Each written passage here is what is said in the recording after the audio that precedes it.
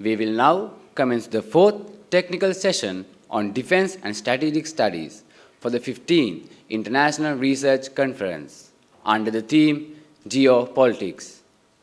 We have 5 eminent presenters here with us today to present their thoughts and ideas on our theme for the conference. Without a doubt, this will be an interesting and intellectually challenging session.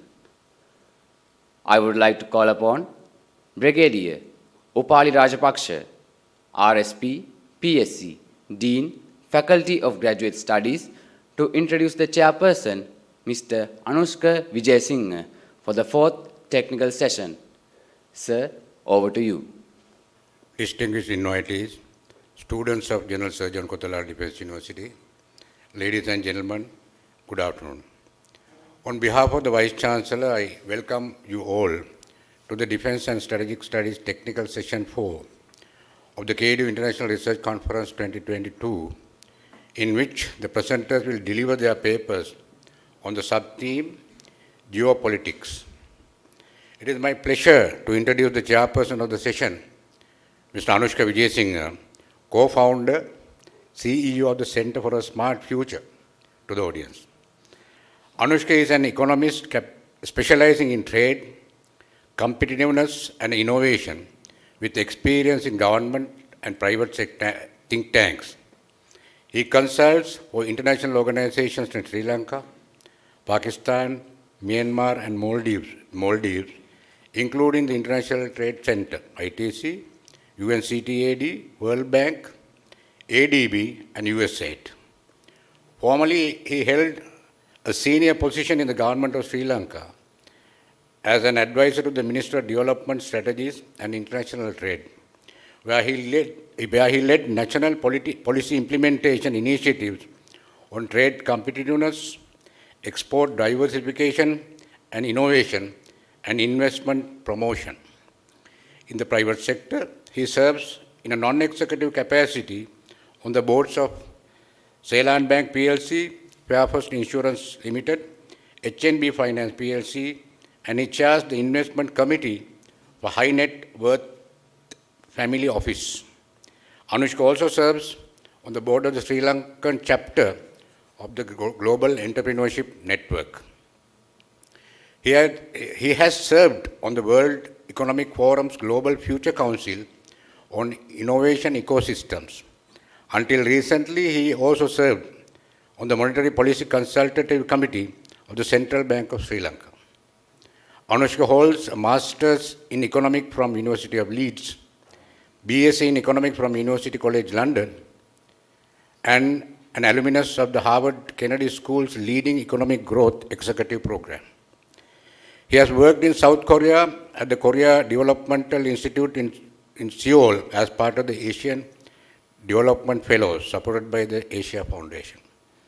While thanking you for being here with us today, accepting our invitation, I now cordially invite Mr. Anushka Wijesinhe to the stage and chair Defense and Strategic Studies Technical Session 4.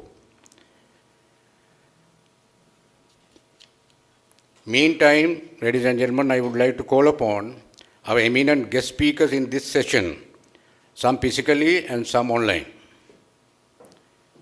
Mr. VRP Maddumage joining physically.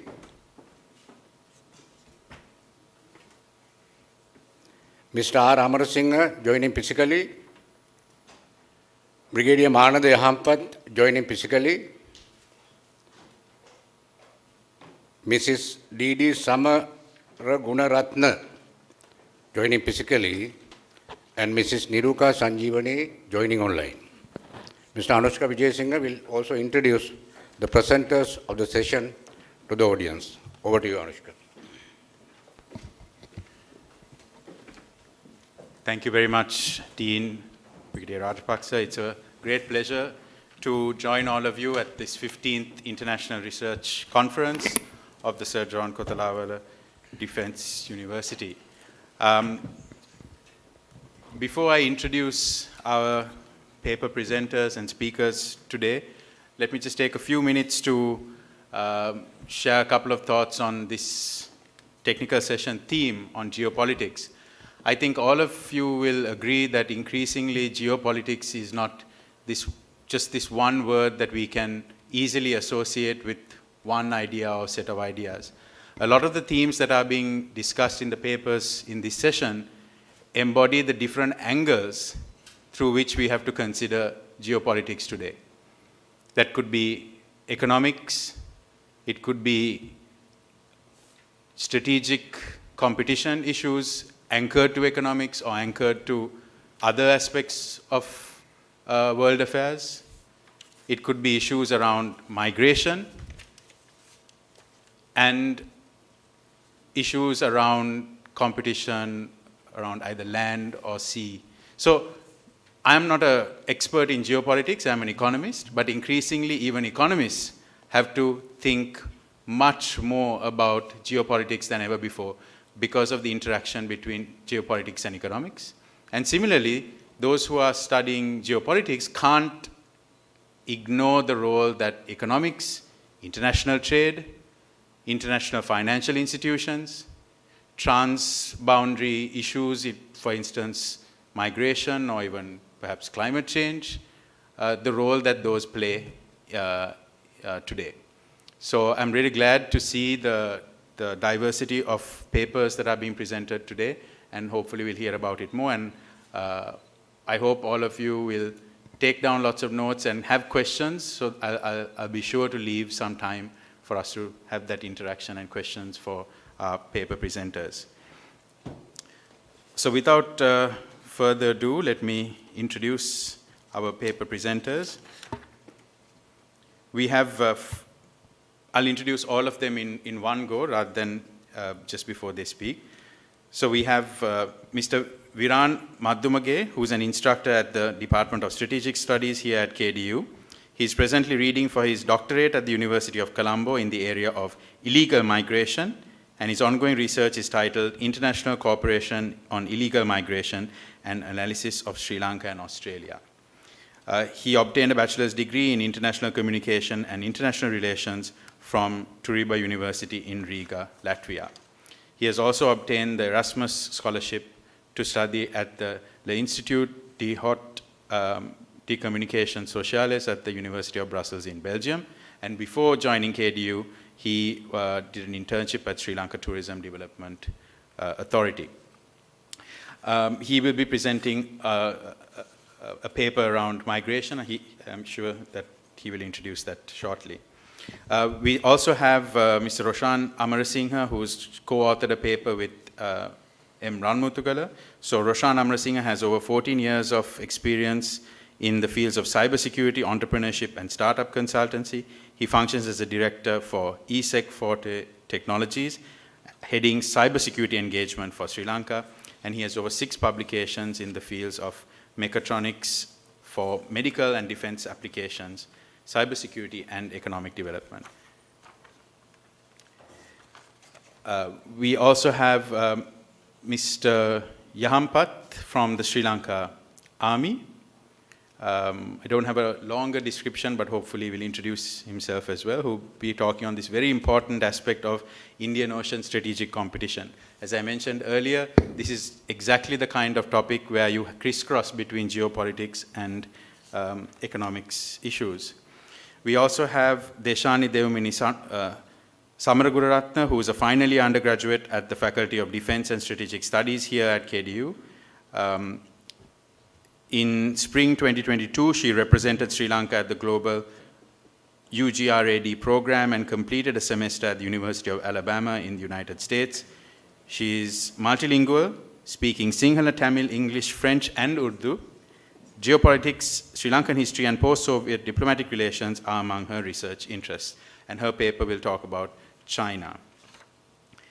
And we have Ms. D.G. Niruka Sanjeewani, who's also presenting around a different angle of migration, particularly the refugee situation in India. She serves as a senior lecturer in international relations here at KDU. She obtained her master's and BA in international relations from the University of Colombo, and she is a PhD candidate at Chulalongkorn University in Thailand. She has done a number of publications and conferences which relate to migration and refugee studies. More details of them, I'm sure, are available to you. So without any further ado, can I please welcome our first speaker, Mr. Maddumage, whose paper is titled "The Culture as a Factor of Migration, a Case Study of Sri Lankan Migration to India." You have 10 minutes. I think we want to keep on time, so in the interest of your fellow speakers also, I kindly ask you to keep to the 10 minutes. Thank you.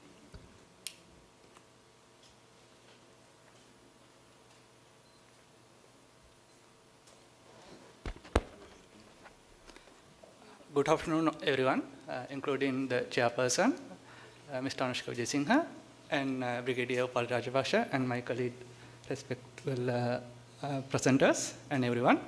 So my topic is the culture as a factor of migration, a case study of Sri Lankan migration to India. So moving forward. Background of the research, irregular migration. I guess, as you already know, irregular migration is simply a person or a community or a group of people who migrate to some other territory without a proper document or a procedure, without following any legal aspects. So it happened since the ancient times, but even now, during this, even during the COVID pandemic or all other things, still it's visible all around the world, and it leads a lot of advantages as well as disadvantages for the host and home countries. Terrorism, as a push factor, created a lot of refugees and asylum seekers in Sri Lanka, as you already know. So my research ambition is to identify the role of culture as a pull factor on migration. Therefore, I focused on the least push and pull theory. Going towards it, the definition is factor that includes people to leave all residents. The push factor is a simpler term, is anything that forces people to move out of the certain area. As according to the Lee's theory, he has divided it to three main categories: economic, culture, and environment as a push factor. And under these groups, you can see a lot of other aspects: opportunities, discrimination, loss of wealth, war, and etc. And about the pull factor, it's a factor that includes people to move out for a new location. Similar to push factor, it's divided into the same way: economic, culture, and environment factors. But unlike push factor, which deals with the reasons for leaving, there are many pull factors, but a couple of indicate job opportunities, better living condition, attractive climate, and security. These are the things. So coming back to my topic, the conflict also displaced 800,000 Sri Lankan Tamils within their own country, according to the UNHCR sources. As you know, during the conflict, there were a lot of people affected, and according to these migration patterns, once you face some sort of an issue, it can be man-made issue or a natural issue, whatever happened. As the initial plan, the reaction, people are trying to move some other place, and that's what we call these man-made or natural issues are called as these pull factors. As same, according to the records of the Union Ministry of Home Affairs, on 1st of January 2021, over 58,000 Sri Lankan refugees still staying in Tamil Nadu area under 108 camps. So this is the main part of my research. As it's visible, even after a decade, right now we have to understand there are no any issue in Sri Lanka for people to resettle back. But still, second most number of Sri Lankan Tamil diaspora is settled in India, especially in this part of the India. Basically, considering the situation of all other Western countries, it's clear that there are a lot of job opportunities, freedom, democracy, and this stuff in Western countries such as Canada, Australia, or any other country. But still, as according to this part, in India, it's holding over 150,000 Sri Lankan refugees and migrants. Just considering the situation of Tamil Nadu and southern part of the India, it's visible that in some aspects, socio-economic aspect, even this part of India is below than Sri Lankan level. But still, considering this, we have to understand that most of them, almost everyone, moved to India during the conflict time. But even after a decade, still they hesitate to come back to or resettle to in Sri Lanka. As same, initially, as I mentioned before, when there is a crisis or a issue, as the initial stage, they are trying to find a safer zone. So, but it can be happen like as a initial reaction, maybe they went towards India, but my argument is, even after decades, as they are still settling in India, that means a culture work as the main driving force for them to settle and start their normal lives in India or the southern part of the India. So people migrate depends on the economic, gender, family status, and cultural factors. For example, mainly long-distance migration tends to involve males looking for employment and traveling by themselves rather than risking their families. Cultural pull factor could include people who want to live in democratic societies, gender equality, education, and religious opportunities. And about the cultural iceberg, as you know, there are a lot of things. It's visible as same, even more. There are a lot of invisible or not visible things when it's come to culture. So, as a country, we means the northern part and eastern part of Sri Lanka sharing a huge bond with the southern part of India. As same, with it can be language, religion, ethnic, historical relationship.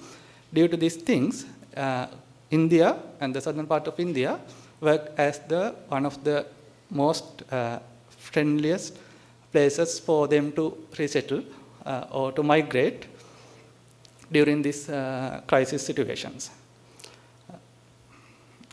Even as you know, if you consider the previous data, almost all the top 10 other countries are not other countries which are located near to Sri Lanka or the territory of South Asian region. All others are from Western Western countries. But still, as India holding the second highest number of migrants in Sri Lankan diaspora, Tamil diaspora, so it's visible that culture was the main driving forces for them to move towards India. Same way, as I don't have much time, so I'm moving towards the conclusion. So culture worked as one of the main driving forces on migration, especially in Sri Lanka. And South India became one of the favorite destinations for Sri Lankan refugees and migration. And the last part, South India worked as a permanent destination for migrants to settle and start their day-to-day life. So these are my references. And thanks for your attention. Thank you very much. Thank you very much, Mr. Maddumage. I think you highlighted a lot of interesting data points as well as set out the premise of your argument. Hopefully we can have some questions at the Q&A to get a little more from him about what his thinking in the paper was and some of the findings. And also thank you very much for sticking to the time, actually finishing earlier. We hope that's a good trend that the others will also follow so that we leave more time for Q&A. Next we have Roshan Amarasinghe on strategic engagement, diplomacy as the way forward, getting from failed state to Asian tiger. Thank you so much. Thank you, Anushka. It's always a pleasure to see a fellow prep boy on stage. So, ladies and gentlemen, I will be walking you through a concept paper to move Sri Lanka where we are towards an Asian tiger. Diplomacy has been around for ages. We all know this. We use diplomacy as a means to push and further Sri Lanka's objectives and to achieve what the country needs. What does it do? It encourages FDI, foreign direct investment. It shares knowledge, it brings in resources, and primarily in terms of conflict. Now we are going through conflict of a different nature. It helps us to mitigate those conflicts and also to find lasting solutions. If you look at this slide in front of you, there's a lot of statistics here. You see these statistics every day. You wake up to debt, you sleep to debt. But what does it mean to you? When you go home today, your loved ones will have to plan how they can spend their next expense. Are they earning the same as inflation? That is not true. What you earn today is not worth what you earned yesterday. That is basically the bottom line of inflation. If you look at debt, we are severely in debt. We all know this. I will leave the topic there. But the other problem is when inflation, debt, and everything kicks into Sri Lanka, nutrition is another problem. If I draw to two statistics, the first is that we are the second highest rate of malnutrition under 5 in South Asia, a statistic that I thought I would never live to see. The second thing is that 17% of children are suffering from chronic wasting, which also leads to malnutrition. The last fact, and this is the saddening fact of it all, is that the UNICEF is trying to find funds to help Sri Lanka combat malnutrition. This is where we stand. Inflation has a knock-on effect. It runs across the country. It affects other industries, affects ways of life, and this is what you see in the next slide. This is taken from a central bank report in August. You can see that inflation in most sectors have gone between 60% to 100% plus. And overall headline inflation is at 64%, and I'm sure that this statistic will continue to rise. What does that mean? If you go to a supermarket tomorrow, if you go to any place tomorrow, and you decide to spend the money that you have in hand, you can buy less goods, less services for that. And that affects you, it affects your family, it affects your well-being, and your future planning as well. Moving on to slide 5, I look at it on a different aspect. So I feel that if you're engaging on diplomacy and using diplomacy to pull in the requirements to Sri Lanka, it has to be 4-pronged. Diplomacy, strategy, planning, and execution. Diplomacy itself is the type of diplomat that we select. Who is the diplomat that we're going to place in a key country? What is the criteria to put that diplomat there? Does the diplomat have working knowledge of the culture, the working knowledge of the country, and the ability to pull in the foreign direct investments that we require? The next thing is engagement. Strategic engagement can't be haphazard. It has to be planned and it has to be executed.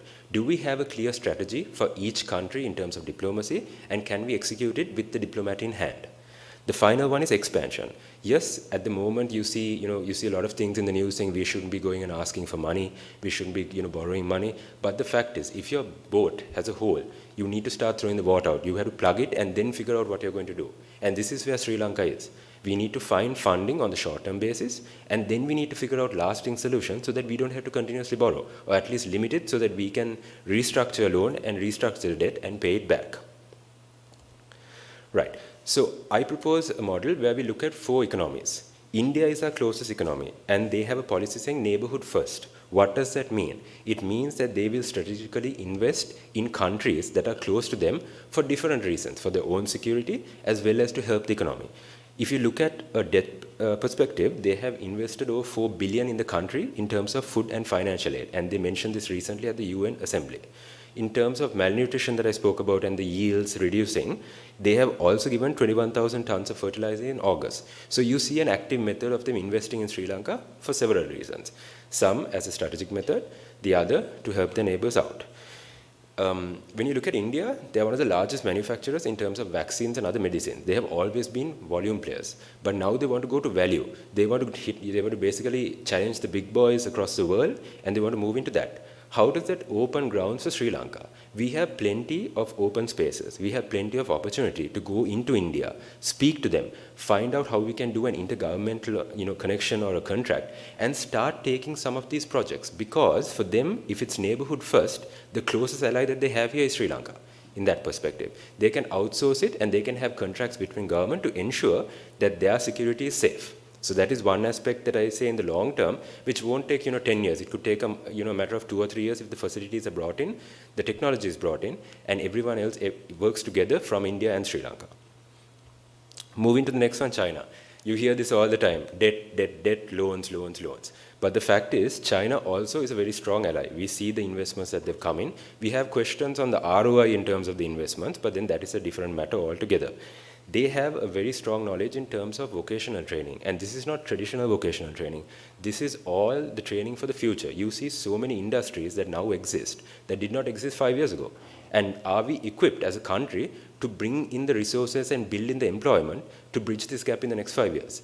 The answer most probably is no. We still have the traditional mechanics, we have the traditional manufacturing, things like that. So using diplomacy to tie up intergovernmental and bring China in could set up such vocational plants that we could start building resources and become a hub. As soon as a large superpower starts investing and they announce saying that the country is stable, trust me, foreign direct investment comes in because one person or one organization or one country is endorsing Sri Lanka, saying it's safe now.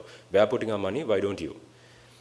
The final one is public-private partnership. With public-private partnership, you can do build, operate, and transfer. So to simplify it, I am a government. I have a private company that would like to invest in Sri Lanka. We will tell them, look, bring your money in. You can build the facility, you can operate it. We will go on profit share. What does that do? A, it cuts down capital investment. We don't need to spend on it. B, we bring in new resources and new engagement that didn't exist previously. And C, we have a running facility in 99 years. I know it sounds a long time, we won't be around, but the country will be. And that is when we start really reaping the benefits of this. 8. Japan has been one of our closest allies from 1952. I used to sit in my BIDTI classes and I used to love hearing all of this Japanese support and what they used to do for Sri Lanka. And we still see that. The example, controversial though it may be, is the light rail project. It was given at a very minimal investment in terms of loans. It was given over a long period. And they actively help Sri Lanka because of that long, rich diplomatic angle over the last few decades. So what we can do is we can actually bring in Japan using diplomacy, engage with Japan and tell them, look, invest in Sri Lanka. We are giving you a return on investment by giving you facilities, giving you land, making that business run, and in return we will set up facilities and you will help us to build our infrastructure because infrastructure is key to run any country. The next one is agriculture. Without food security, all of this is useless. We have conferences, we sit down, we have a chat, but if we don't go home and we don't have the food that we want, we cannot survive.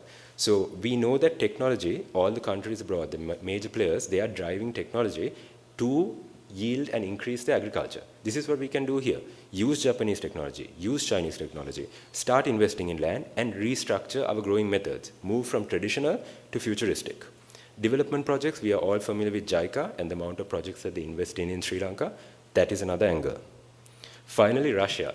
Now we understand the Ukraine issue they are expected to take a heavy hit on their GDP and drop between 25 to 30% by 2022 end. But Russia is a very strong ally. One, oil. You've seen countries like India and China stockpile based on the prices that Russia has been offering them.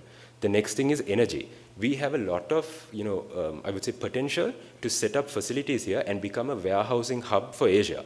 If Russia is a partner, and this has to be between countries, if they set up facilities of refineries, warehousing, transportation, given our geopolitical location, the fact that all the connections between the hemispheres are here, and we can use that, the seaway to sort of use this to sell the country further, this could set up. Because as I said, when one superpower announces that they are supporting Sri Lanka, this is where all of this worry, the speculation, everything changes. When it comes to future growth, there are a few aspects that I would like to touch on. Anushka, I hope I'm within time. Yeah, so on touching on that, one is expand. I got a minute left, perfect. So one is we need to expand on the current projects and we need to focus on what we're going to do in the future. 2, we need to use strategic geopolitical location of Sri Lanka and move into that and engage with key countries. 3, we need to build donor engagement because we see the president going into countries now and we see this going in strategy. It has to be, and that is what's happening now. We're approaching the countries. And 4, we expand beyond our chosen countries and we start marketing and selling what we set up to sort of increase our market share across the world. So before I finish, I'd like to draw up just this one slide. I'm very happy to see Anushka today, so I can actually bring him in for this example. The people sitting here today, you all have the option of going abroad. I'm sure you have plenty of opportunities. The grass is green on the other side. I personally feel that the grass is green where you water it. Anushka, I know personally, has plenty of opportunities to go abroad, but he stays and he supports Sri Lanka. In the same way, I feel that Sri Lanka is a resilient nation. We've been through far worse. We've been through crises. We've been through economic collapse. We've been through COVID. We've been through Easter bombings, all of that. And we've always stood together as a nation. So my personal belief is that, yes, Sri Lanka is suffering. And, it's rooms like this and more rooms that engage with the population and find lasting solutions. I think Sri Lanka will rise again, and they will rise again soon. And I feel that diplomacy will be that angle to bring it forward. Thank you so much. Thank you very much, Roshan, and also to your co-author, Mr. Ranmuthugala. I have a few thoughts also on that, and hopefully we can get more comments from the audience. during the Q&A, so I will reserve my thoughts for that point. We next have a paper, again, on a different aspect of strategic engagement, in fact, strategic competition in the Indian Ocean and its effect on Sri Lankan national security. And for that, may I invite Brigadier Yahampath for his presentation.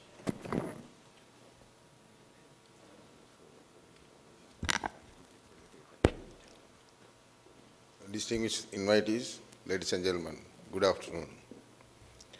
Contemporary Indian Ocean strategic competition and its effect on Sri Lankan national security.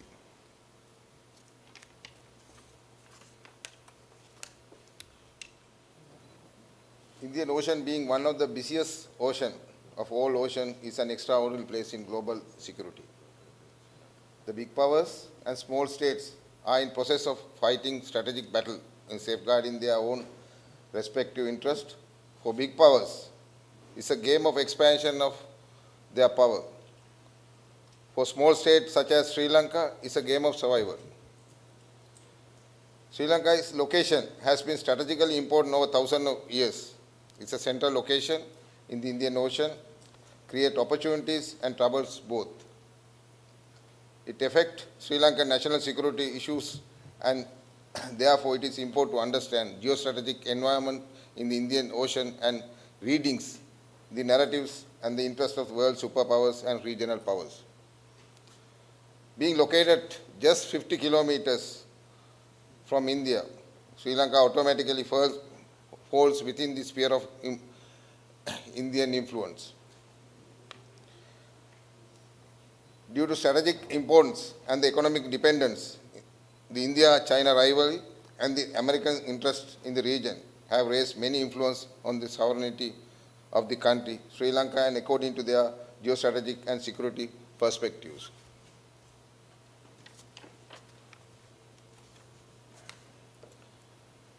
This strategic competition of the Indian Ocean is the key area of the study which I was discussed under these headings, as shown in the screen, from emerging competition to the quadrilateral security dialogue.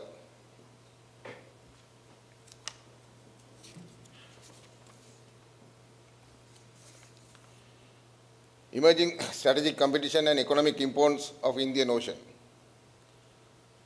In the present scenario, it is very essential and vital to be aware and advancement of the security implication in the Indian Ocean. Monsoon by the Robert Kaplan in 2013 described very comprehensively detailed situation of the Indian Ocean from the historical preview to the 21st century, how regional powers rise and fall and shift east to west, giving special consideration to Indian Ocean maritime domain. This includes power struggle between USA and China, and India interest in Indian Ocean region, and US effort for containing Iran and fight against Islamic fundamentalism in the Middle East. When compared to modern China and its emerging ascendancy in the Indian Ocean, the traditional player, Russia, may not be so influential in this present context in the security of Indian Ocean region, but meanwhile, USA has reshaped their strategies, still plays the dominant role of the game. USA has readjusted their strategic command from Asia Pacific to Indo-Pacific, focusing on sea power projection rather than land-based strategy to counter existing threat. Economic significance need not to be elaborated. It almost 20% of total ocean mass of the world, and it's a home of 35% of total world population. 2/3 of world oil production and bulk cargo moves through the Indian Ocean region, providing the most valuable energy resource to the rest of the world. Ladies and gentlemen, coming on to the One Belt, One Road and political implication.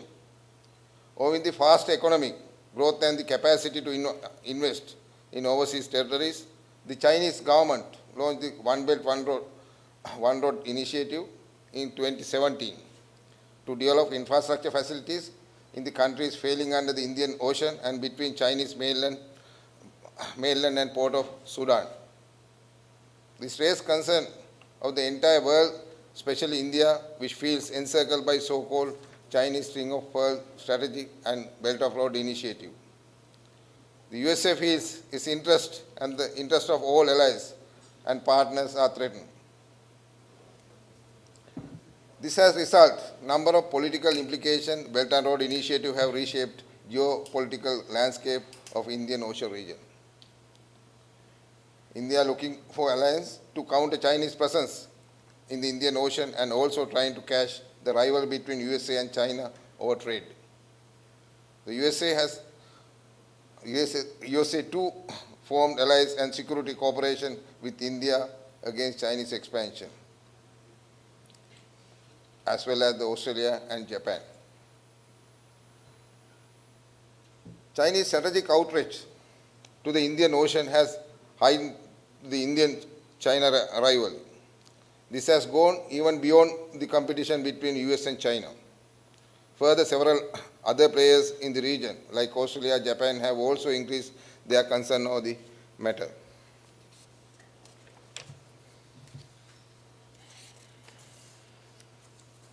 Global and regional powers in Sri Lanka and her security challenges. Global and regional powers in Sri Lanka and security challenges were discussed under the following factors during my study. The complexity of modern balance of power matrix in Indian Ocean, the economic conditions of small state against the strategic manipulation of great powers, global and regional powers in Sri Lanka, Sri Lankan security challenges. Complexity of modern balance of power matrix in Indian Ocean.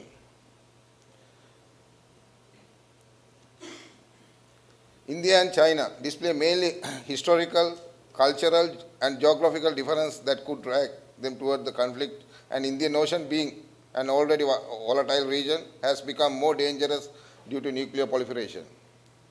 If the USA considered China as a threat, the China should consider USA as a threat too, and it also responsive to US nuclear modernization. In the same manner, Indians are responsive to Chinese as Pakistan responsive to the Indians. We could observe that the Pakistani weapon built-up trends acquire more tactical nuclear warhead during the recent past. However, the Indo-Pakistani arms race cannot be solely considered as a bilateral dynamic. As pointed out earlier, Chinese nuclear capacity also forms key element of deciding scope of bilateral arms race between India and Pakistan. If we focus beyond Chinese nuclear behavior, we could see that it is reciprocating to threat that posed by the USA. The modern day security of Indian Ocean is a trilemma rather than a dilemma. A trilemma discusses the spillover effect of overlapping bilateralism. In simple words, countries such as Sri Lanka has to endure pains of direct bilateralism with the great state and the third party effect of great state relation with their rival states.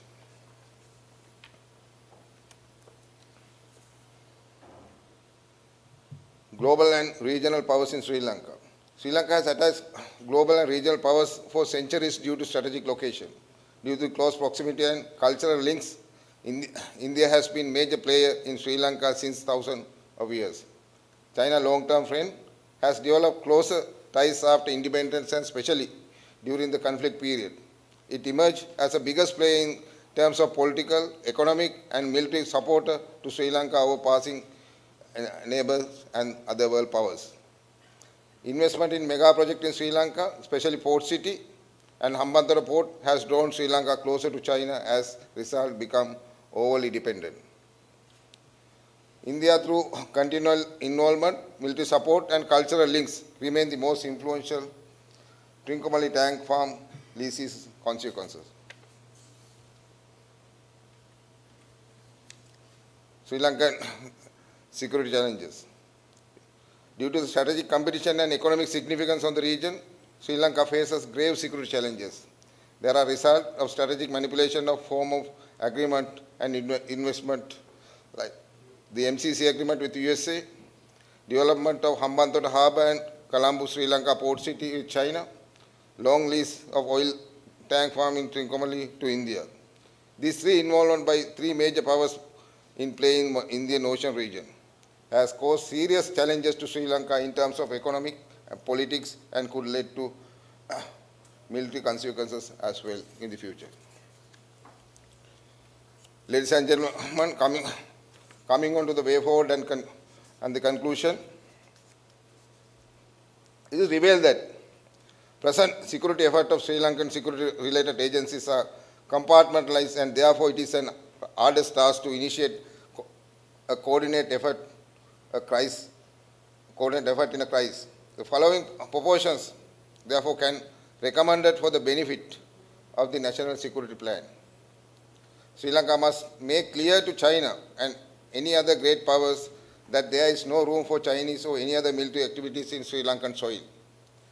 Sri Lanka must make clear to India and US that countries determined to make use of Chinese money as a foreign investment, and this investment will not entail anything against security interests of India and China. All relevant stakeholders of Sri Lankan security regime should be coordinated under one umbrella organization which is specially politically independent. This plan should be also include Ministry of Defense official mandate as the competent authority of security, safety, and to safeguard security affairs of the entire state, and said umbrella organization should be fully equipped with the subject matters expert of all relevant areas such as military strategies, law expert, diplomats, scientists, engineers, medical staff, security and intelligence expert.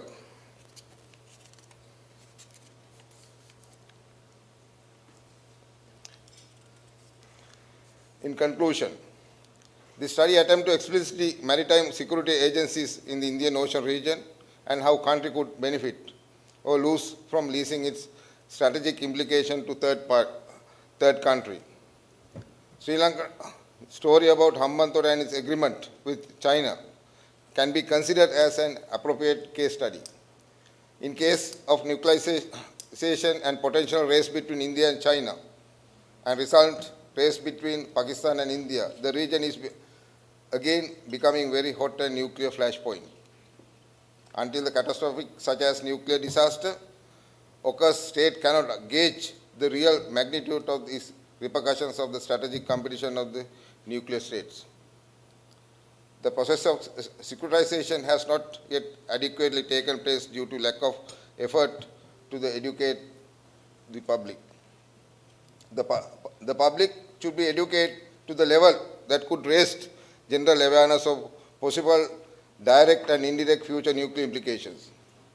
Finding of this research are foundation for future research as how smaller countries should shape up their internal decision-making mechanism considering the prevailing geostrategic dynamics. I thank you. Thank you very much, Brigadier Yahampath. The previous two speakers were very generous with their time, which helped create a little more extra time for Brigadier Yahampath. And I think it's interesting because Mr. Roshan Amarasinghe's paper looked at one aspect of strategic engagement with some of the bigger powers, and this Brigadier Yahampath brought in another dimension to consider, given that some of those powers are also to some extent in competition in this region, and Sri Lanka is often caught up in it. So we will now move to Deshani Devmini Samaragunarathna, whose paper is on China's contemporary relations with Southeast Asia, problems and prospects. You have 10 minutes. Thank you very much, Chair, fellow panelists, distinguished ladies and gentlemen. Good afternoon. It feels humbly privileged to be finally doing my first oral presentation as a final year undergrad at KDU. Hence, my research topic is China's contemporary relations, not with South Asia, but with Southeast Asia, giving an insight about problems and prospects. So, over the next 10 minutes, I aim to give an introduction about a little bit of background about my research and introducing my topic and stating the research objectives, forming a discussion, and finally stating my conclusion. So, since the scope of this research is based on Southeast Asia, let me start by introducing To some of you, the Southeast Asian region. Southeast Asian region is one of our neighboring region. It is multilingual, multicultural, multi-religious, and it's a melting point, not just culturally, but also very relevant geopolitically. So it consists 11 countries that reach from our neighbor, Eastern India, and to the mainland China. So for the easiest of convenience, I have divided into the mainland and island zones. So there are mainland countries such as Burma, Thailand, Laos, Cambodia, and also there are important island countries that are very prominent throughout my research, such as Malaysia, Singapore, Indonesia, and recently we have a new nation, not so recent, but new nation, East Timor, which was formerly part of Indonesia. So, in order to understand about the contemporary relations of China and Southeast Asia, let me start by giving a little insight about the historical connection China and Southeast Asia had been sharing. Because if any of you are familiar with Dr. Bihari Vajpayee, who has said, you can choose your friends, but you can't choose your neighbors. So China and Southeast Asian countries have been neighbors for a long time. And China was the predominant force in the East Asia for the longest time, even before the emergence of Western dominance during the imperial power. Hence, Southeast Asia has always been one of the foremost concerns of China's successive ruling regimes. So here I have mentioned a term called Middle Kingdom. So controlling over the neighboring countries and oceans have always been considered integral to China's great power profile. They consider this as middle profile, which imply their superior role as a center of the world, and hence they want to gravitate their attention towards as a country for political, economic, and cultural enrichment. So, and you know that Chinese are taking great pride about the maritime and empire they had during the Admiral Chonger's time, where they had about 300 boats strong navy, once dominated both Asia and Pacific. So before the advent of European colonial powers, most of these Southeast Asian kingdoms were part of the China's tributaries. Some of them, like Vietnam and Burma, had actually once been part of the Chinese empire and directly ruled by the Chinese emperor. And now, in this research, the contemporary relations, I believe China, after its spectacular economic growth, it is poised to regain its place as a regional hegemony. So the research question that I addressed is that China's strategic intentions consider how they may ultimately work to strengthen its position as a dominant force. As a researcher, I intend to answer some of questions that had been very interesting for me, whether China's intentions and trajectory are hegemonic in nature, considering whether Southeast Asia could be its sphere of influence, and what impact China's rise to power has on Southeast Asian countries, and also how the Sino-Southeast Asian countries' relations would influence on global politics.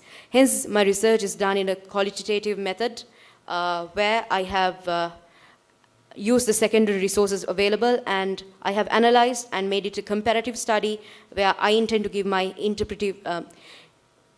interpretation on that. So, moving on to the discussion. So, I have divided my research into some of main topics that I thought which are prominent. So, the growth of Sino-Southeast Asian ties. China is viewed as a regional power as well as a potential global superpower.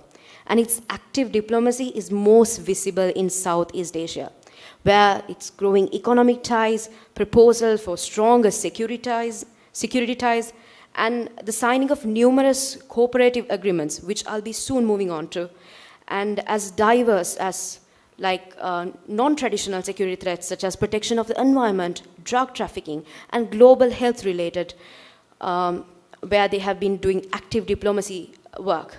And also, China has made it a concerted effort to ease the anxieties of its neighbors by pursuing an active, non-threatening foreign policy, sometimes, that is broadly aligned with the region's security and economic objectives.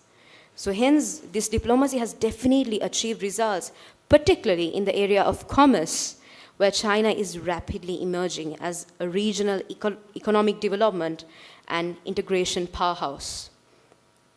So talking about Southeast Asia, we should definitely be talking about ASEAN, which has a great motto of one vision, one identity, and one community. The Association of Southeast Asia is a regional intergovernmental organization that was established in 1967 to accelerate the economic growth, the social progress, and the cultural development to promote peace and security within that region. So it is, like in the post that I've shared, it is expected to be the world's largest economy in 2030, and let's see with the studies that I found whether it's actually reaching there or not. So China's engagement with ASEAN, apart from having bilateral equations with each of these Southeast Asian countries, they are also coming together on common multilateral forums like ASEAN Regional Forum, ARF, ASEAN Ministerial Meet, ASEAN Post-Ministerial Meet, and one of the most highlighting event was the signing of RCEP, the Regional Comprehensive Economic Partnership. This was signed in November 2020, is the first free trade agreement among the largest economies in Asia, including China, Indonesia, Japan, and South Korea. And it makes up to almost 1/3 of the global economy with a total GDP of $26 trillion. So the previous speaker already talked about the China's Belt and Road Initiative, and being the neighbor, I believe BRI is thoroughly important to the ASEAN as well.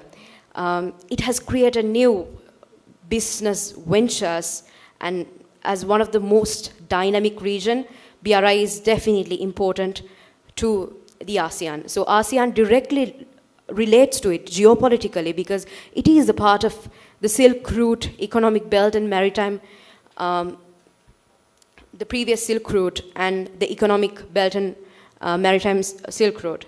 This region is also the location of China-Indochina Peninsula, which creates an economic corridor linking the Pearl River Delta Economic Circle with the Southeast Asian countries. And this strategic corridor is expected to improve China's cooperation with the ASEAN countries in terms of infrastructure development, trade transaction, investment, and tourism. So moving on to another very conflicting and a very popular thought discussed in geopolitics, the maritime interests and disputes, giving an idea about the South China Sea situation. South China Sea, I have also included the map here. The South China Sea extends from the Strait of Malacca in the southwest to the Strait of Taiwan in the northeast. And over 500 million people in China, Taiwan, Philippines, Malaysia, Brunei, Indonesia, Singapore, Cambodia are within this 100 miles of coastline. So you understand that it is sharing a lot of maritime boundaries with the mainland China as well as the Southeast Asian countries. So what is really significant about this is the sea line communication. It is one of the world's busiest international sea lanes with many of the world's busiest shipping ports. Over half of the world's oil tanker traffic and over half of the world's merchant fleet is sailed through its waters every year. It is a strategic maritime link between the Pacific Ocean and the Indian Ocean, and therefore the paramount importance is definitely important for the major naval powers. So the regional solution for the regional problem. The South China Sea is an area of growing concern over conflicting territorial claims. Piracy, poaching, resource depletion, pollution, drug trafficking, illegal migration, and amidst this, the most serious thing is where China is claiming that the whole of South China Sea is historically owned by them. So, along with this dispute, giving my interpretation for the conclusion is that despite, in my research, what I found is, despite all their problems with ASEAN members, China is seem all set yet to re-emerge as a regional sphere of influence. And also ASEAN, on the other hand, Southeast Asian countries have expanded to include not only its regional states, but also partnered with neighboring major powers to improve models to accelerate economic growth, social progress, and cultural development. While I feel, on the other hand, from China, the aim of China's leaders remains to grasp the political and economic leadership in the entire Asia-Pacific and establish their position as the next global superpower in the making. And the emerging bloc of Southeast Asian countries in China's equation will definitely play a major role in determining as to whether when Beijing will return into reality. So this is my take on the topic, and here are the references I use. Thank you very much, ladies and gentlemen, for being a wonderful audience. Thank you very much, Ms. Samaragunarathna, for that excellent presentation, and I particularly like how nicely you structured it. You took the audience on a nicely signposted journey of your research. Our final presentation for this session joins us online, and that is Ms. Niruka Sanjeewani, whose paper is on the legacy of post-colonial nation-building process and its impact on the protracted refugee situation in India. Over to you, ma'am. You have 10 minutes.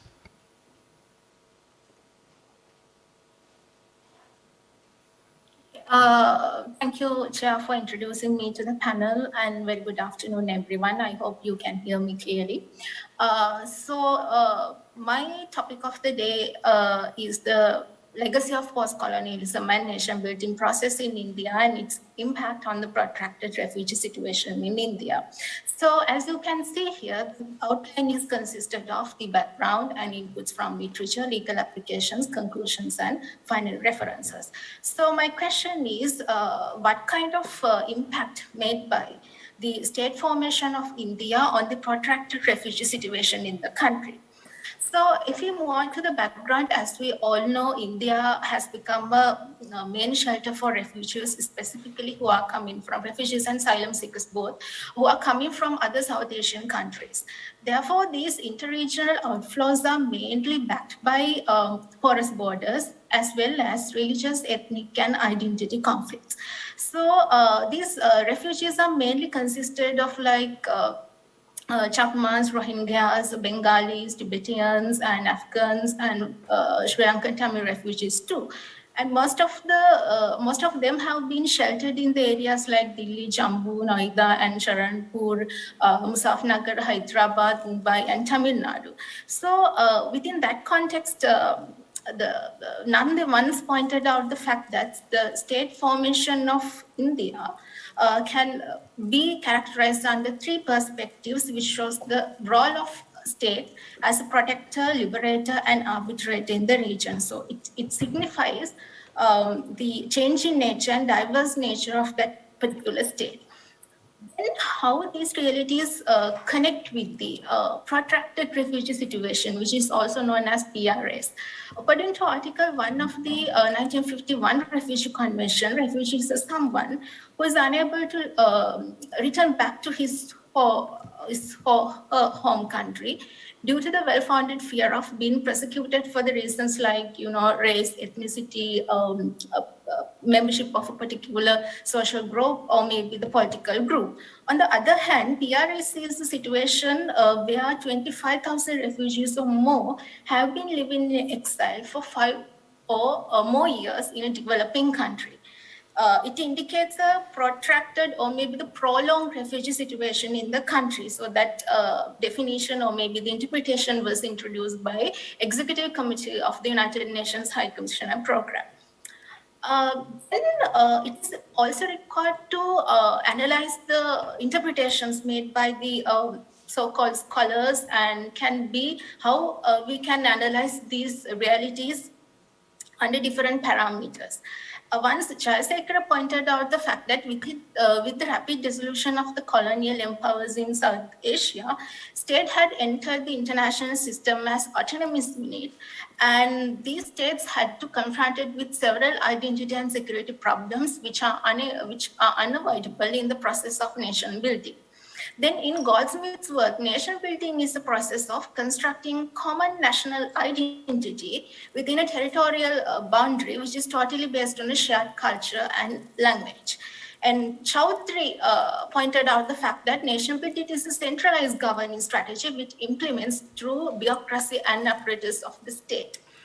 In that context, A.T. Smith also pointed out the fact that the nation-building process is consisted of the political choices than the blood inheritance. So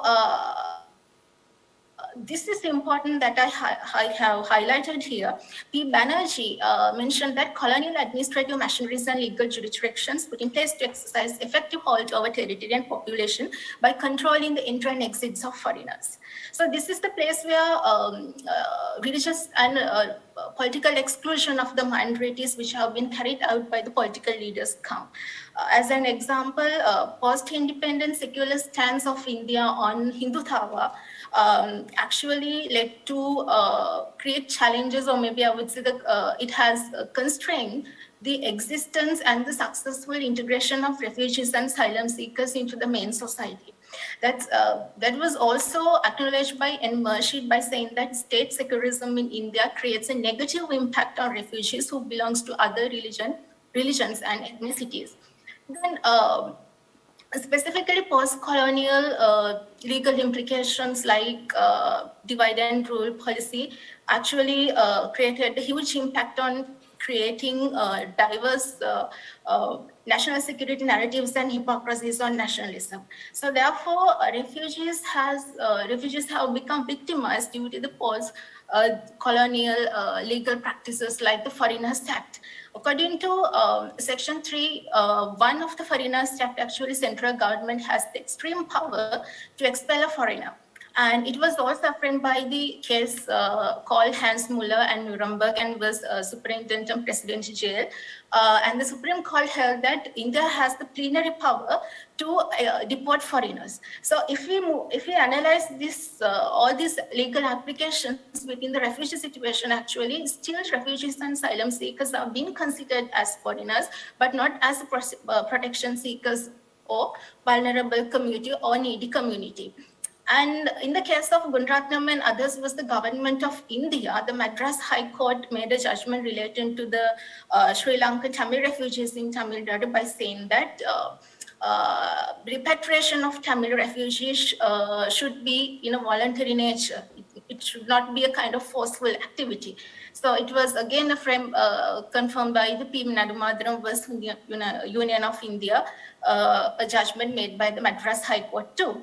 So you can see these legal applications are contradictory because some of the legal applications supports acknowledge the presence of refugees by avoiding repatriation, and some of the applications promotes the exclusion of them within the society as well as the create a kind of impact to leave that so-called country, I mean India. And so then the Citizenship Amendment Act of India grants actually citizenship, and most importantly, the Citizenship Amendment Act recognizes Hindus, Sikhs, Buddhists, Jains, Parsis and Christians as eligible communities to citizenship, but not Rohingyas or any other Muslim community. By responding to that, Kasim pointed out that this two-tier structure of citizenship with a privileged community and a marginalized community, it's a kind of bipolar kind of impact. And basically that mentality was there even before the separation of Pakistan from India, specifically during the partition. As we all know, a lot of people, tried to move from one part to another. So within that process, most of the people, specifically Kashmiri Pandits and Bengalis, they were actually displaced across their so-called territories. And S.T. Muni and Lokraj acknowledged the fact that though India was emerged as liberal, democratic, and secular ideals, this approach gradually shifted to the execution of coercive apparatus on minorities by distorting so-called ideals. It means it has created negative impact on minorities. So legal application, I'm not going to explain these things in very detail, but I will say basically these are the applications introduced by some of the legal practitioners in India, specifically the first one actually drafting committee of India's specific version of the national law on refugee protection. It was chaired by Justice P.N. Bhagavati, and she introduces specified interpretation on refugees, as well as she tried to exclude other forms of immigrants from the refugee category. But it has never been tabled in the parliament, and after that in 2015 there were 3 bills was introduced by the ministers, but those have never been tabled in the parliament. And why we need to focus on refugees? Why India? So I will discuss more during our question and answer session. But as you can see here, Article 14 of the Constitution of India ensures that states shall not deny to any persons equality before the law or equal protection. And ICCPR again acknowledged, that was signed by India, again acknowledged that minorities should not be deprived their right to practice and enjoy their so-called religion and nationality, and stand for that. Why these international norms are important? Because again, India signed for this, India's Constitution, Article 51, Constitution proves that states shall endeavor to foster respect for international law and treaty obligations. So India is committed to apply these international norms, as well as implement a kind of equal and fair system within the society. So that's what I'm focusing on as state building process. So the conclusion actually, state power of India actually always interacts with state agencies, which make decisions on the people and the community. But the problem is this nation building process indicates gray areas on the protection of ethnic minorities. Refugees means the ethnic minority, right? And then these post-colonial identities have its roots to PRS, Protracted Refugee Situation, and it has been followed by a number of ethnic religious misconceptions, securitization, criminalizing, a lot of things. Specifically, BJP has now involved in criminalizing Rohingyas. And this is also a result of the interplay of administrative ad hocism and popular politics, which is often backed by the arbitrary and discriminatory approaches against refugees. So therefore, finally, the absence of a definite interpretation on the protection of refugees, which exclude other forms of immigrants, is a kind of, real challenge that the government also need to encounter with. So within that context, actually, I would like to conclude my presentation by considering the time factor. So, but anyway, I'm very happy to answer your questions and discuss more during our question and answer session. Thank you.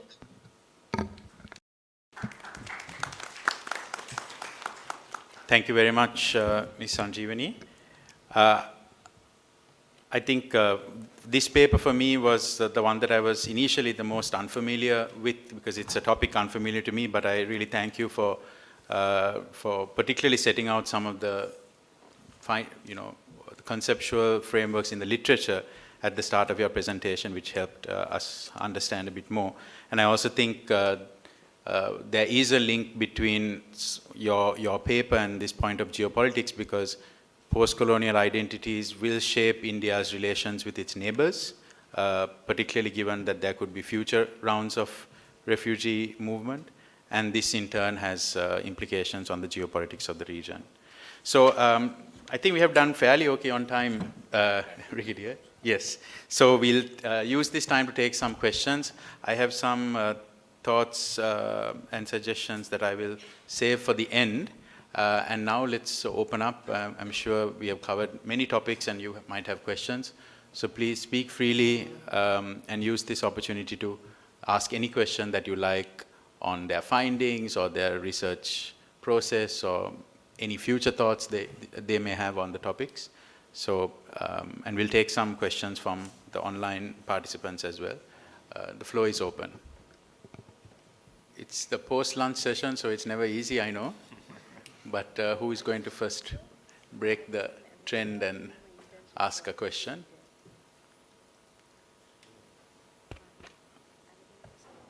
Meanwhile, we maybe take a question that's come online.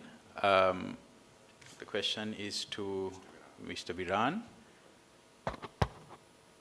There are actually two questions from two participants, both to you. Mr. Biran, it's clear about your presentation. What sort of effect happened by culture on migration in other countries of the world? I'm not sure if that was really part of your research and whether you can comment, but any comments you can have, that's good. The second question to you is, how can you assess the impact of culture on Sri Lankan migrant workers, except migrants? How can you assess the impact of culture on Sri Lankan migrant workers?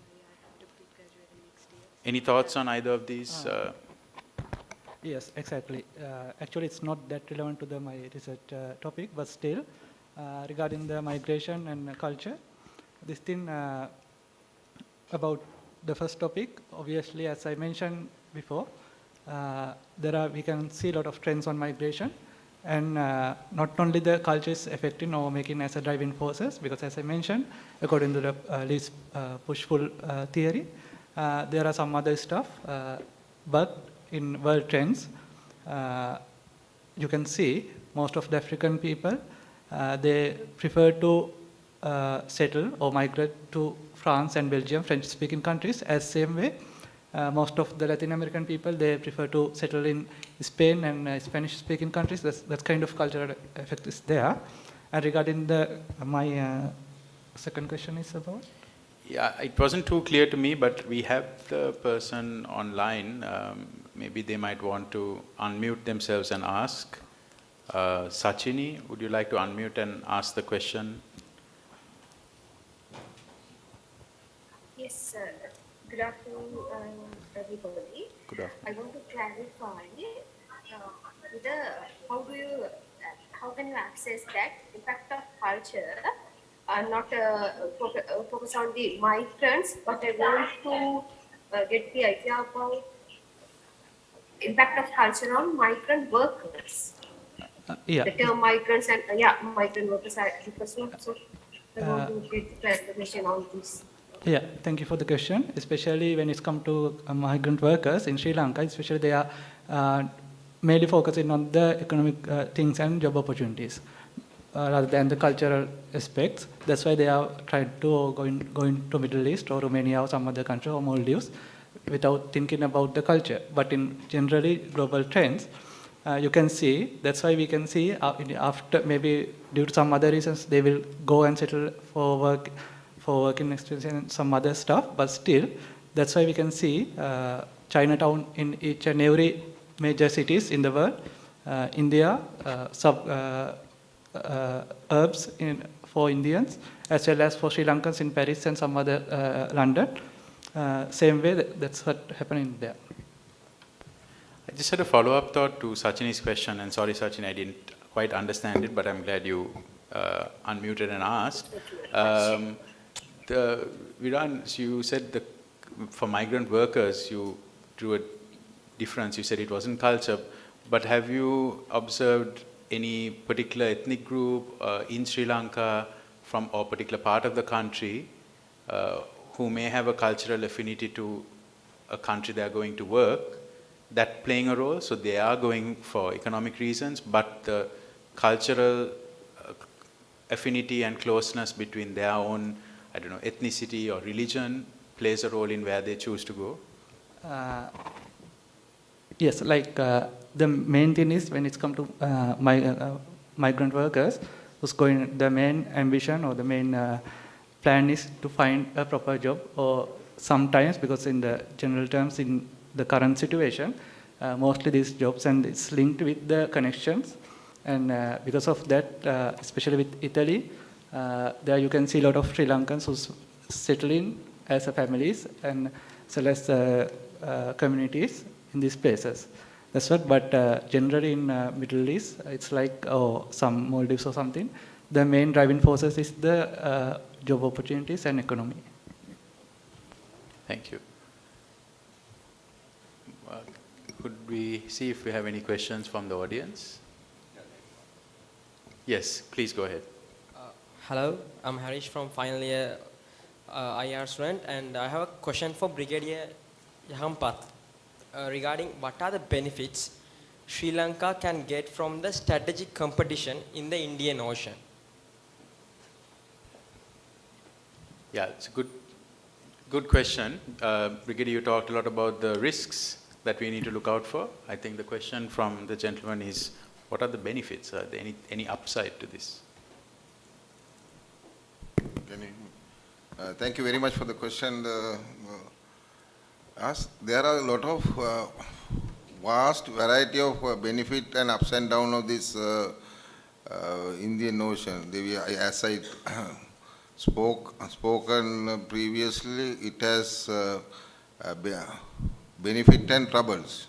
So whatever the benefits, especially the 2/3 of sea line of communication is traveling along the beside the southern part of the Indian Ocean, where the southern part of our country, especially when we get use of Hambantota port, there is a lot of repercussion. The people say there are a lot of bias to Chinese, but our authorities, if they use it is properly, our port and our deep water harbors, so we can get use of a lot of benefit economically on that sea line of communication, providing harboring, bunkering facilities, and providing oil and gas. The same goes to the airports and other aviation sector as well, and reshipment. All these things matters in the. I think the economic part, and there are a lot of involvement in the economic part, and as well as when we carefully select our neighbors, carefully select our diplomacy, so we could get more benefit out of this. Our first thing is with our diplomacy, so we can gain extra mileage. As Kautalya say, the small state has the better option is the diplomacy, not any other option, any other war mechanism. But there should be a war mechanism, but the first priority should be given to our countries having good diplomacy. Then we can get the other benefit eventually. Thank you very much for the question. Thank you for that very good question. I think it was another aspect to consider on Brigadier Yahampath's presentation. Any other questions on? Yes, in front here, if you can get the mic, please.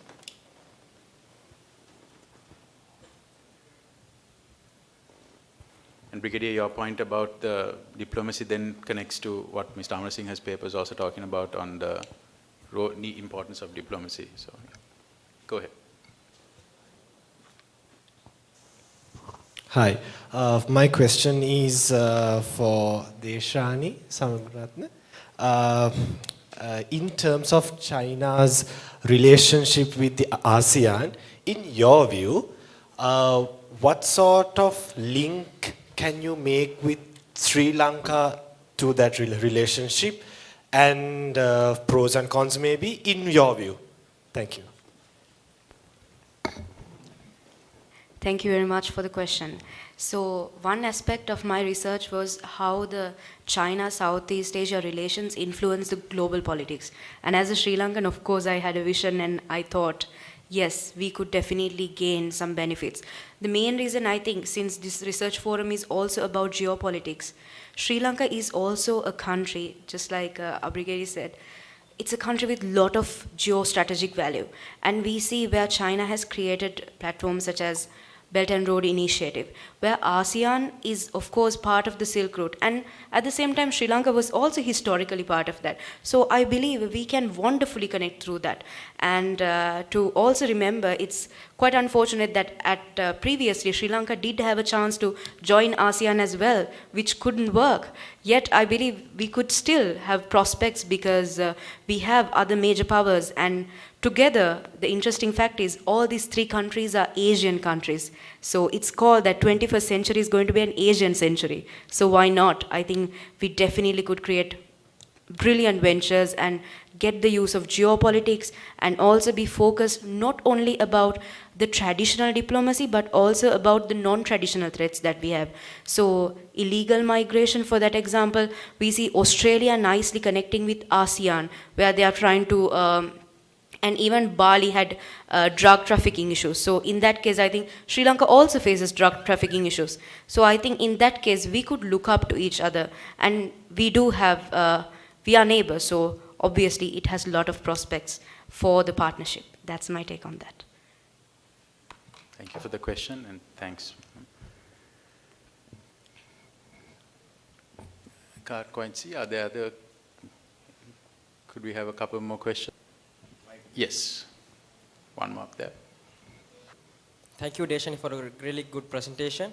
So my question is that I think ASEAN was formed as a one solution to address Chinese influence over a ASEAN region. But based on your presentation, try to convince that economic aspects made ASEAN to work with China. So my question is, how do you see political dynamics and their influence over further strengthening their ties? Thank you. So thank you very much for that insight, because of course, as a bloc of Southeast Asian countries, where China itself is geographically and it's standing as one country, very powerful in the world, it definitely feels vulnerable. And I believe they have been geographically suffering in the South China Sea, for an example, where they still do have disputes, and it was even taken to UN level where they were trying to solve it, but still it's unsolved. But at the same time, what I saw interestingly is that although they are vulnerable, I think through the economic integration, they have been able to develop as one block together. So when they are as one block together, more than bilateralism, I think multilateralism works much better in this aspect. So my take is, yes, Southeast Asian countries definitely do face that issue, but multilateralism and economic integration is the solution that they can prove for that. That's my take on that. So I just had a follow-up question. One of the, I think the third or the fourth takeaway was about these maritime security issues and disputes between China in the South China Sea with specific countries. So do you think that disputes that China has with those specific ASEAN countries bilaterally will affect China's ability to engage with ASEAN as a bloc, China's engagement with ASEAN as an institution? Will those bilateral skirmishes that they might have affect China's standing in the region, Southeast Asian region as a whole? So, Chair, my take on this is that China is claiming that South China Sea is part of them historically. But holding a realistic perspective about it, I also want to think whether it's just because of historically, but also to improve their geostrategic value, which they've been doing by creating strategic initiatives such as BRI. So it definitely suggests that more than going beyond the historical value, they are definitely taking ventures out of that.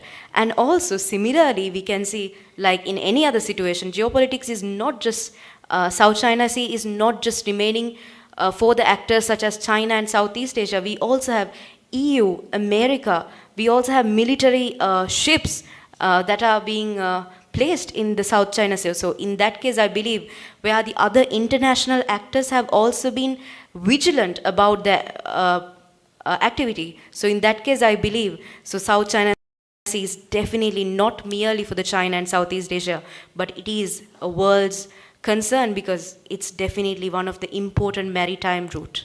So that's my take on it. Yep. Sure. We have time for one more question. Who would like the final opportunity? I think your presentations have been very clear, or people are hoping that afterwards they can have a conversation with you one-on-one and ask those. So, Brigadier, with your permission, I'll share a few closing remarks before we end. I would like to give my closing remarks in three sort of aspects. One is I want to use this opportunity to give some specific remarks on each of the papers. I know that this is a research conference, so I thought it would be useful for you as feedback, and also some questions that you could ponder more on. Then I'll just highlight a few things that I found interesting with the, from a research and presentation point of view, a few quick takeaways, and then finally a few points, 3 or 4 points on future areas to consider in this geopolitics topic. So we first had the presentation by Mr. Viran Maddumage. I think I liked how you introduced the push and pull factors as the conceptual framework for analyzing your paper. I think, and please, by the way, I hope everyone takes it in constructive spirit because it's a research conference. So I think you could have talked a little bit more, maybe it's in your paper, full paper, why you selected culture and the importance of that, and maybe you could have compared some of those other pull and push factors and said why those are not so important, or why you have chosen out of that to select culture. And I think a question that an audience member might have when they hear it is, why choose India? I think that case for why India could be made a little bit more stronger, given that there's a larger number of migrants in Canada or UK, or compare a little bit. So just some things to consider. But overall, I found it very, very interesting, and an aspect that we don't consider enough, the role of culture in migration. We often assume that it's just job and economic reasons. We then had the presentation by Roshan Amarasinghe and Mr. Ranmuthugala.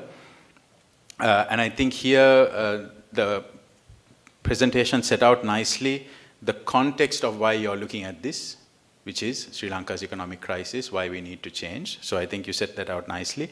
And also those critical success factors, one of which you said was the importance of the right diplomat and the importance of diplomacy, which came out again, Brigadier Yahampath, in your remarks. I think you also set out why those 4 countries, and also suggested those 4 cooperation areas, exact cooperation areas. I felt that you could have, since you set out a framework at the start on those critical success, diplomacy, blah, blah, blah, expansion, I think you could have set out those 4 countries that you looked at against that to see how Sri Lanka is currently doing against those, the framework you set out. And within that, I think an interesting thing to look at, given that you say diplomacy is such an important part, is think a little bit about what is our diplomatic presence in these 4 countries, and is that sufficient? For example, we have officers from the Department of Commerce who are part of the Foreign Service in missions. If trade and investment is going to be such a big part of the revival of these relationships, then what would be the role of that commercial presence? Is the makeup of our diplomatic presence in these 4 countries adequate for what you're proposing? And I think I really like that you highlighted the possible cooperation areas that we should focus on. I think you could bucket them under some thematics. So for example, some of them were related to FDI, which is private investment. Some of them are G2G and kind of government projects. Some are more technical assistance, some are trade. So I think you could bucket them so that someone can clearly understand that. We then had Brigadier Yahampath, and I think it was very, very, very timely presentation.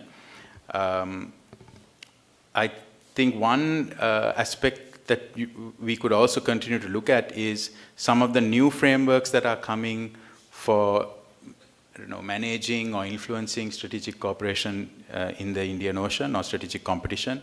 For example, this free and open Indo-Pacific, which is something being pushed by Japan and the US. What does that role have to play in strategic competition in the Indian Ocean? Is the IORA as an institution relevant at all in managing this strategic competition or not?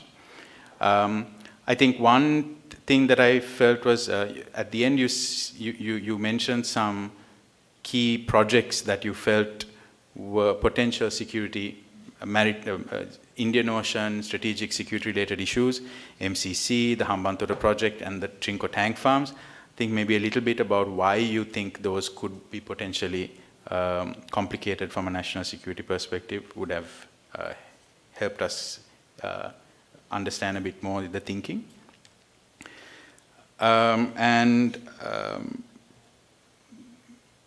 Then we had the presentation on China. I think for me it was very well structured. I think clearly set out the research question and method, which helped anyone really follow the story. I think there was you could look at the role of other regional cooperation institutions or new agreements coming up, and what does that mean for the relationship between China and Southeast Asia. It's no longer just ASEAN as the institution. Like you mentioned, there's RCEP, but there's also CPTPP, which is the trade agreement, where you have parts of ASEAN, no China, but parts of other non-Asian countries and eventually potentially US or US-led. So what does that mean? Does this mean that ASEAN is trying to break away from their dominance of China in the region? Or is it alternative? They're trying to balance, have RCEP and CPTPP. So maybe that's something you could also look at. Finally, I think Niruka Sanjeewani's paper, I think there's while initially this is not a topic familiar to me, but initially when I couldn't really understand the link, I think at the end I really understood that the point you're making about post-colonial identities in India has an implication on India's relationship with its neighbors, especially because of some protracted refugees from those neighbors, and that has a lot of implications on geopolitics. I think one thing I would find interesting, if you could include the controversies in the Citizenship Amendment Act, which is the most recent thing, and comparing that to previous attempts or existing laws, to understand how this latest one sits into the kind of the more post-colonial kind of laws that you talked about. So that's my feedback on some of the presentations. I hope you would take it in the right spirit. Finally, I think just from my point of view, some new areas that we all could consider, and it might inspire new topics of research for you, or it might just be interesting areas for you to read up on your own time. My specialization is on trade and investment, and I really do believe that trade and investment cooperation is a big part of shaping geopolitics. As you also pointed out with its ASEAN or with its RCEP trade agreement or CPTPP, these are all trade and investment agreements, and they are kind of shaping the geopolitics and the regional cooperation agendas beyond just trade. Trade agreements, investment agreements are now being used as a way to signal close ties or lack thereof between countries. Sri Lanka today is trying to once again pursue a trade agreement with China, much delayed, pursue a deepening of our trade agreement with India, much delayed. But honestly, now I think it's more, even though it's a trade agreement, it's now more about the geopolitics, the balancing, the signaling, even more than the actual trade benefits, right? So that's one area to consider. The second, I think, is about institutional arrangements that shape geopolitics and cooperation in the region. For me, as someone who's not an expert in the area, but as an observer, I'm also trying to understand, there's so many of these different outfits, right? You have IORA for the Indian Ocean, which is an institution, if you will. Then you have SAARC, also an institution, not so active. You have BIMSTEC, also an institution agreement and institutional setup with a secretariat, part of South Asia, some countries in Southeast Asia. Then you have other kind of policy statements and directions that countries want to go to, like the free and open Indo-Pacific. It's not an institution, but it's like a guiding principle which some countries are subscribing to. So I think this is another interesting one to look at in your research. What is the role of these institutions, track one institutions in shaping geopolitics? The other point, I think a new area to consider in this geopolitics is the digital realm. And I would love to see, maybe we come back next year for this conference, and the role of digital in shaping geopolitics. 5G connectivity and the 5G network issue is probably going to be the next point of contention. You have Chinese infrastructure providers like Huawei and others. Countries in our region are almost having to choose the country and the infrastructure provider based on certain geopolitical considerations. Then you have cybersecurity, which Professor Harinda has worked a lot on, and surveillance issues. So I think the digital realm and geopolitics is another important area. Final two suggested areas, I think, is the role of domestic shifts, domestic politics, domestic economic conditions in shaping the geopolitics. For example, Sri Lanka's geopolitical relations now, whether it's with US or China or India, is being fully influenced by the domestic economic conditions, the domestic crisis. Meanwhile, you have, say, in India, you have domestic political shifts, ethnicity-related, religious-related. What does that mean for geopolitics? So I think while the nation-to-nation things are being considered, I think also looking at what is happening in these countries, economics, politics, and how is it influencing that country's approach to engagement with another country. And final point, and I was reminded of this when Ms. Sanjeewani's presentation, the role of climate change in influencing geopolitics. Increasingly, many of our countries in this region are hugely vulnerable to climate change. Rising sea levels will mean that low-lying areas in countries, regions will have huge migration issues, refugee issues. And there was a lot of work done during the, a lot of analysis done with the Arab Spring and then the EU migration to the EU about the role of climate change in triggering those mass movements. The role of climate change that led to scarce water availability, crop failure in sub-Saharan African countries, North African countries, which then triggered this wave of migration, which then triggered the illegal migrants, which then triggered a whole debate in the domestic EU countries with right-wing politicians coming in, anti-migration sentiment and so on. So that happened there, but I think South Asia and Asia as a whole is very susceptible to the impacts of climate change, and it is going to be that next thing, just like digital, that influences some of the geopolitical shifts, particularly considering the kind of the migration link in geopolitics. So hopefully these are thoughts that we can all explore. Hopefully it gave some ideas for you also in your future work. And I really want to congratulate the paper presenters for your hard work, and Professor Harinda and Brigadier Rajapaksa for inviting me today. Thank you very much. Sure.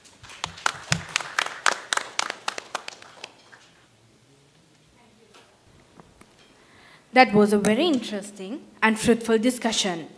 And I believe we will all leave this auditorium with variety of knowledge.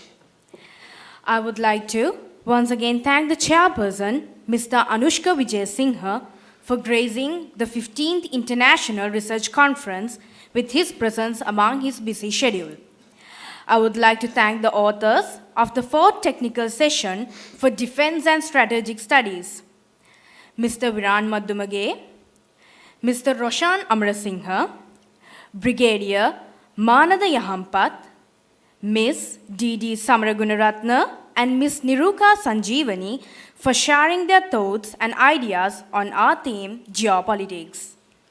I would like to call upon Major General, retired Gamin Hettiarachi, WWV, RWP, RSP, USP, PSC, former Commandant of KDA, accompanied by Brigadier Vipula Chandasiri, RWP, RSP, PSC, Deputy Vice Chancellor of General Sir John Kothawala Defence University, to present the token of appreciation to Mr. Anushka Wijesinhe, the Chair of the 4th Technical Session for Geopolitics.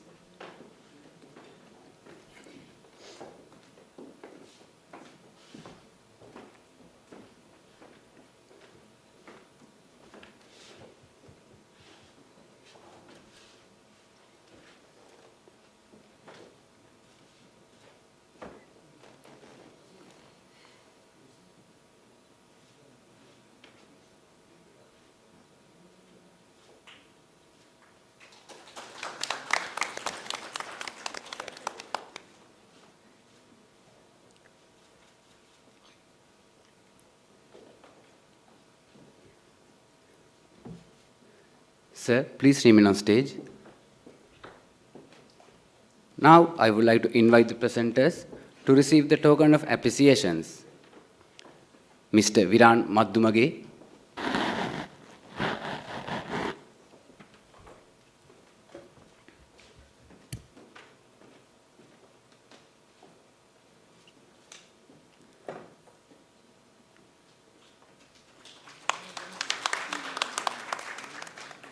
Mr. Roshan Amarasinghe,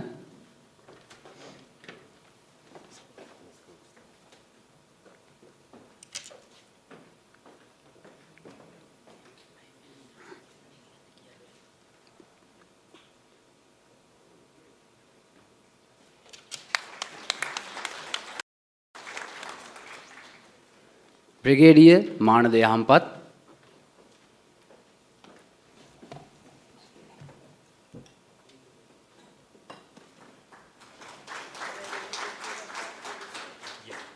Miss D.D. Samaragunarathna,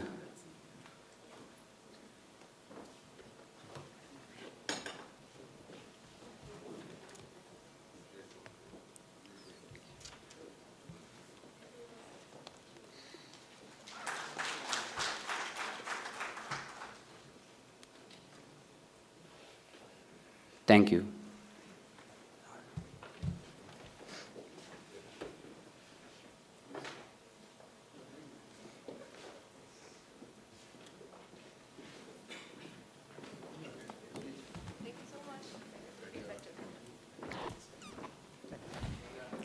Ladies and gentlemen, with that, we conclude the fourth technical session for Defense and Strategic Studies for the 15th International Research Conference. Thank you.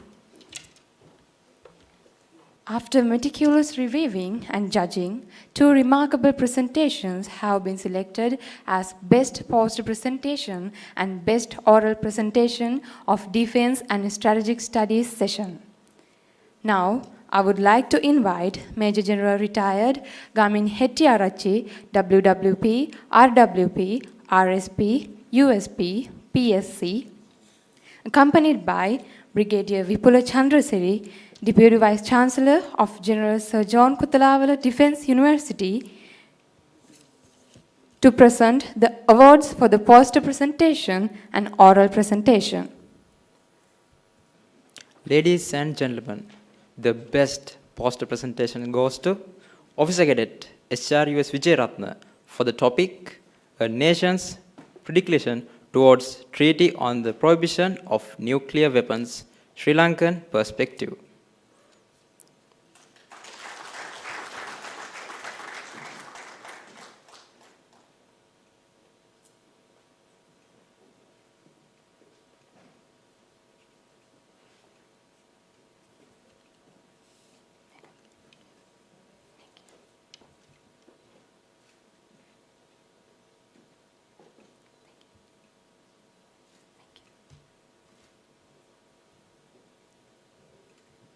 Sir, please remain on stage. Ladies and gentlemen, the best oral presentation goes to Dr. Sana D. Silva for the topic, The Emergence of Stability-Instability Paradox in South Asian Nuclear Environment.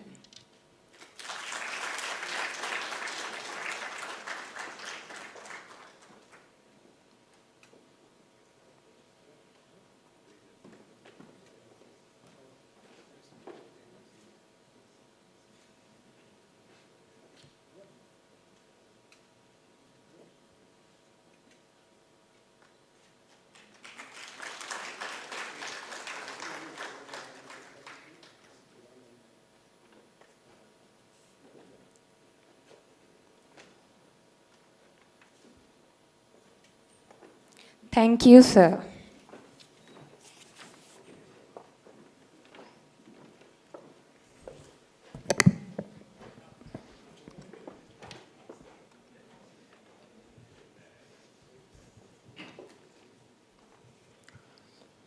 Ladies and gentlemen, 15th International Research Conference of General Sir John Kuthalawala Defence University commenced on 29 September. The technical sessions of the conference proceeded throughout the day, and our presenters have contributed the continuation of knowledge on different topics and areas. We have come to the end of the Defense and Studies sessions. We thank our wonderful audience who was with us throughout all sessions. Please enjoy the refreshments served at lobby area. Have a pleasant evening.